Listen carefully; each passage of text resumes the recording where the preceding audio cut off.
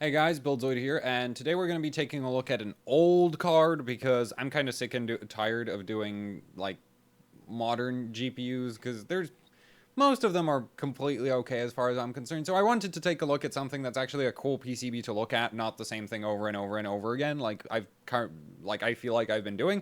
So today we're looking at a rather rare and really freaking awesome card from Gigabyte. This is the HD7970 Super Overclock, and it's awesome because you'll see why it's awesome very, very soon. So first things first, let's go over all the major voltages on this thing, and then we'll get into the why Gigabyte sort of went insane when they designed this. So first things first, that's your core voltage VRM right there. It's basically as tall as it could be without making the PCB significantly taller. So not the largest VRM ever on a card, but still really, really nice.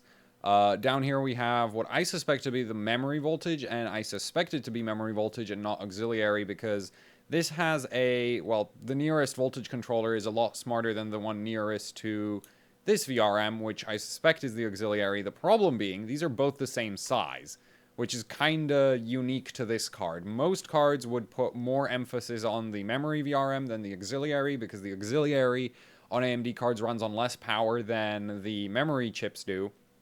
But Gigabyte basically went, no, we're putting two phases on everything. And so, yeah, there's two phases on auxiliary, which is kind of unique.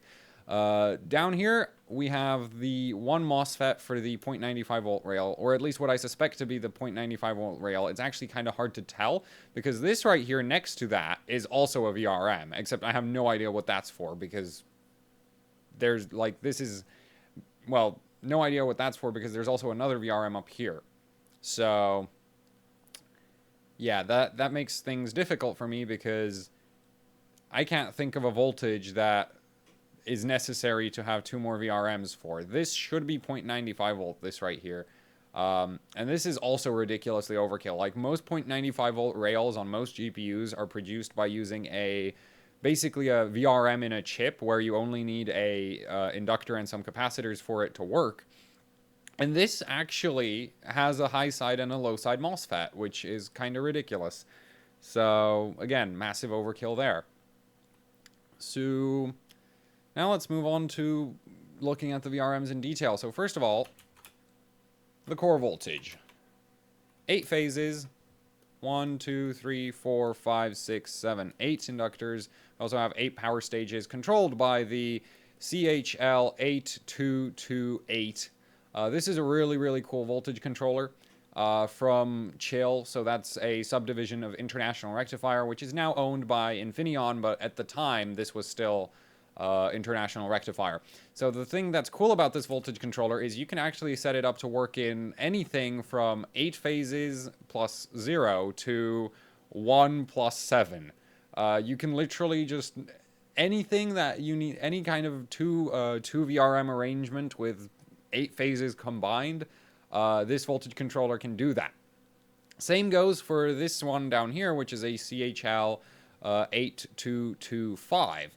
So the 8225 is the same thing as the 228, except that it's 5 phases instead of 8 combined. So you have the 8-phase voltage controller for your vCore, which gives you a true 8-phase VRM. This is actually pretty rare. This is one of the few cards to have a true 8-phase.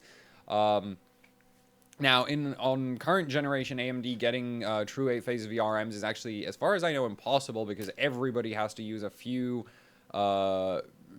basically everybody's limited to using the 3567B or a few other voltage controllers from International Rectifier, which don't support more than 6 phases on any single, like, voltage section. So you're stuck with 6-phase and 12-phase VRM designs and anything in between. And theoretically, yes, somebody could go and build a 24-phase, but that wouldn't fit on any PCB.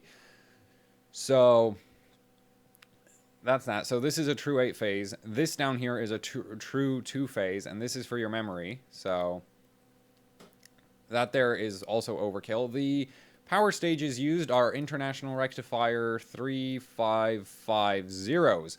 So this card is a bit old, so these are the predecessors to the current generation 3555s. And spec-wise, they don't differ that much. These are capable of doing 60 amps continuous drain and 90 amps peak, which with 8 phases means that you have a combined current capability of 480 amps for the GPU core. Plenty for an HD 7970, regardless of what you're cooling it with. LN2, water cooling, anything you want to cool the card with, you can cram that amount. Like, it'll pull less power than that. So basically, yeah, this VRM is perfectly good for an HD 7970. Nothing to complain about here. And due to the fact that it's a true 8-phase, it's going to run really, really, really clean just due to the phase count. Another interesting thing about the CHL 8228 and the 8225 is the switching frequency goes from 200 to 1.2 megahertz. So you go from 200 kilohertz to 1.2 megahertz on that voltage controller, which is not the highest switching frequency, and that's supposed to be hertz. I have no idea what that is supposed to be as a letter. But it goes from 200 to 1.2 megahertz, and I keep saying 200 without the kilohertz part. So 0.2 to 1.2 megahertz. There, that takes care of the unit disparity. But that's not the highest switching frequency available, but the actual 3550s don't go beyond 1 megahertz switching frequency officially. Like, yeah, you could try push them above that, but they're only spec'd to work up to 1 megahertz. So that's really not an issue that the voltage controller doesn't go higher. And 1 megahertz switching frequency on 8 true phases is probably about as high as you can get in terms of switching frequency on a VRM design. Well, there's a few VRM designs up there that can do up to 2 megahertz, but those are like more modern. And at the time, this was pretty much top of the line. So the Chill 8225 and the memory VRM, same IR355. Wait, oops. These are the same old IR355 3550s as the VCore VRM. So here you get combined current output of 120 amps for your memory VRM.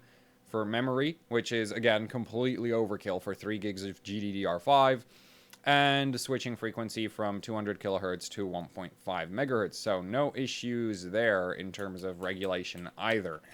So that's good.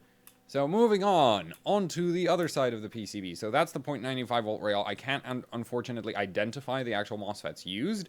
One of them seems to be a Vishay Syrah 428 or 428 MOSFET. But on the back, there's another one, and I can't identify it. And without knowing both MOSFETs, I can't tell which one's the high and which one's the low side.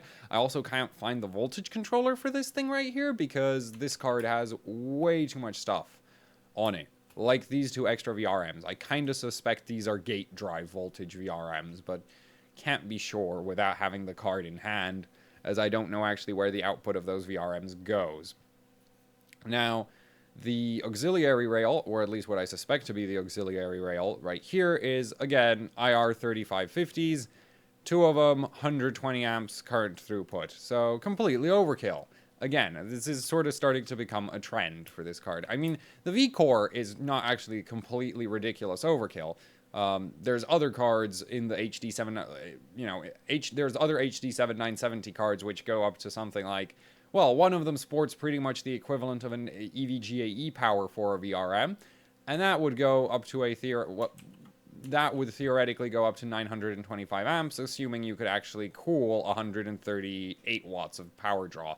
So there are larger VRMs available for HD 7970s, but this one's really like the sort of sweet spot as far as I'm concerned, because you have plenty of current handling capability, and it's a true 8-phase using power stages, so this is pretty much as good as it needs to be. Beyond that, it's sort of just a case of, well, more phases looks nicer in photos. So, yeah, and that more or less covers everything on the front of the card. Interestingly enough, well, actually, no, it doesn't. The card is one of the few HD 7970s to not have a BIOS switch, which I think is really, really sad, unless this is a BIOS switch, but I doubt it. So, wait, actually, I should check what that is.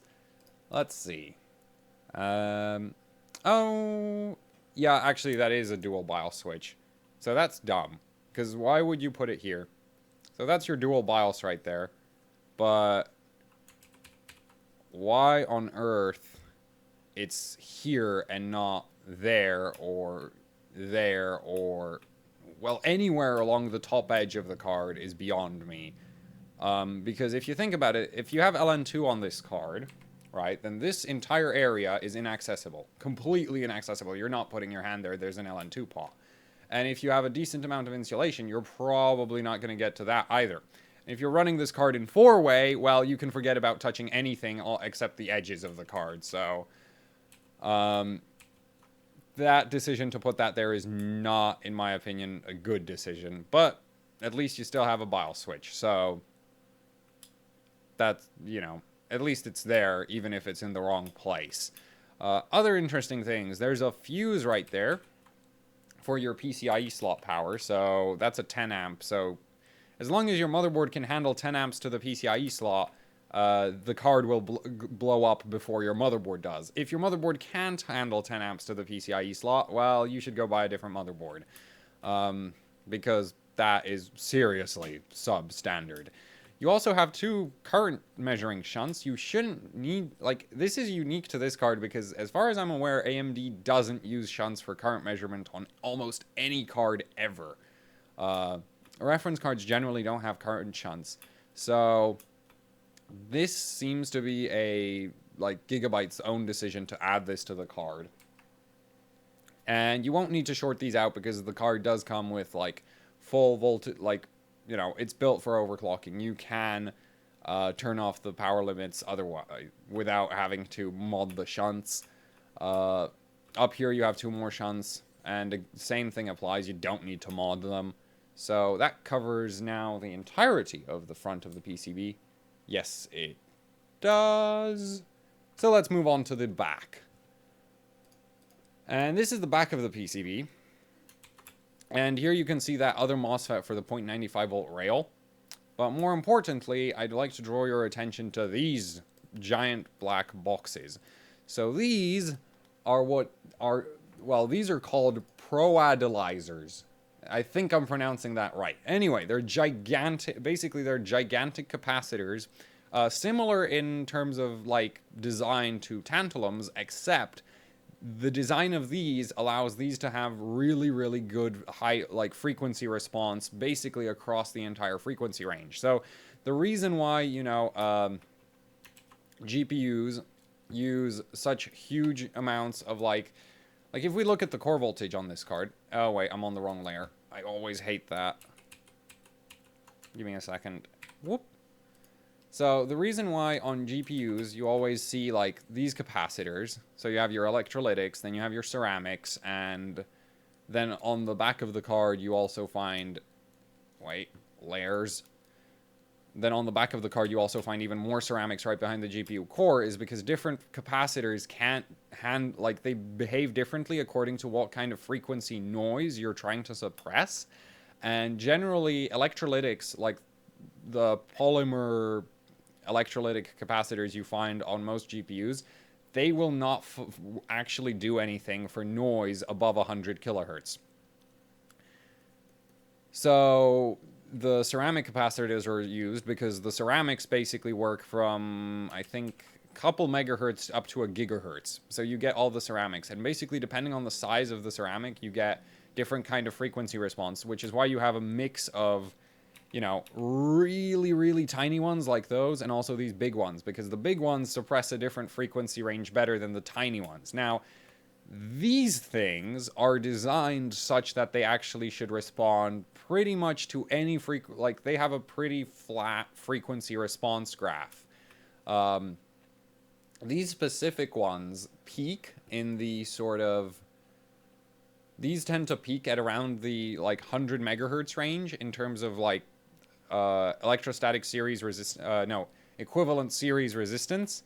So basically, these do best at 100 megahertz, but they do really, really good across the rest of the frequency range anyway.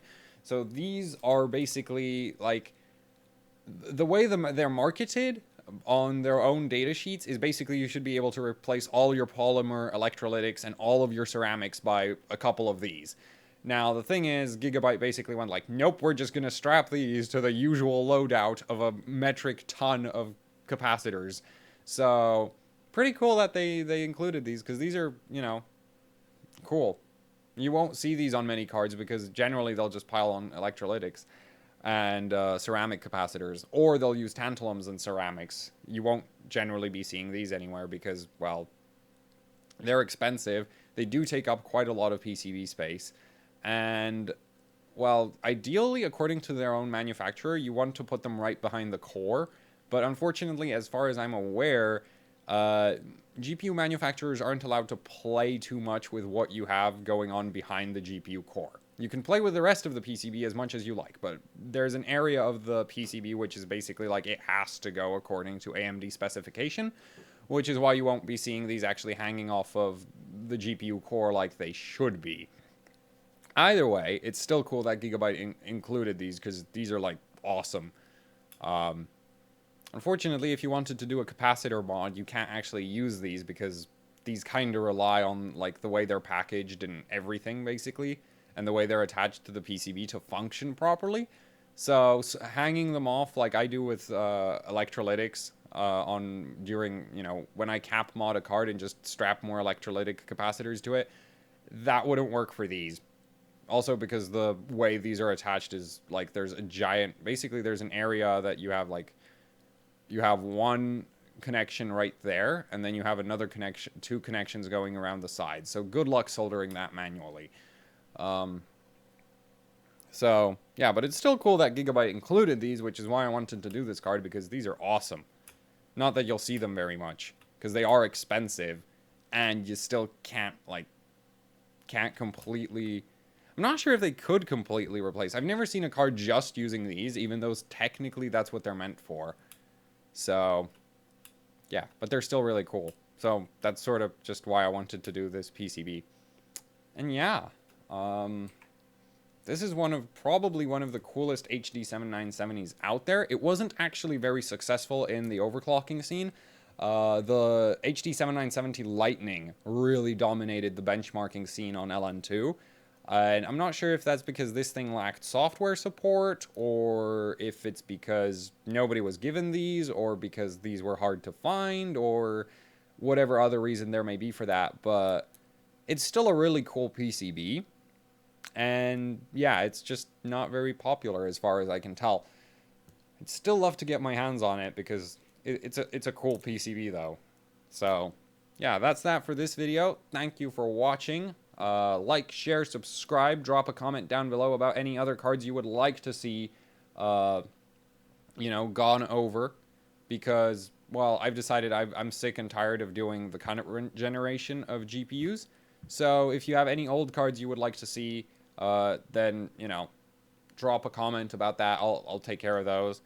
And if you would like to help support what I do here at Actually Hardcore Overclocking, I have a Patreon. You can find it down in the description. And that's that for this video, so see you guys next time.